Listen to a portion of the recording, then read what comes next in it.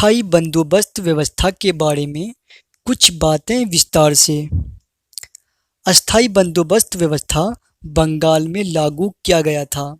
उस समय वर्तमान बिहार व उड़ीसा बंगाल के ही अंग थे। यह व्यवस्था आंध्र प्रदेश के कुछ इलाकों में भी लागू किया गया था।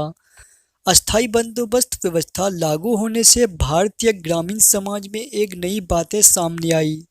जमींदार जो अब तक अपने इलाके में केवल लगान वसूल करने के अधिकारी होते थे, अब जमीन के मालिक बना दिए गए थे। यह कंपनी सरकार की अधिकारियों की बहुत सोची समझी नीति थी। अंग्रेज ऐसा सोचते थे कि जमीन के मालिक बन जाने से जमींदार खेती में सुधार और पैदावार बढ़ाने का प्रयास करेंगे। उनके अपने देश में भी कुछ ऐसी ही व्यवस्था थी।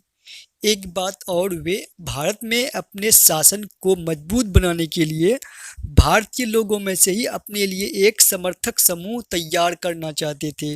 इसके लिए जमींदार से बेहतर कोई और समूह नहीं हो सकता था, क्योंकि जमींदार लोगों का अपने इलाके के गांव पर काफ़ी प्रभाव रहता था और जमींदार के माध्यम से अर्थात जमींदार के द्वारा अंग्रेज सरकार भारतीय गांव पर अपना नियंत्रण रखते थे।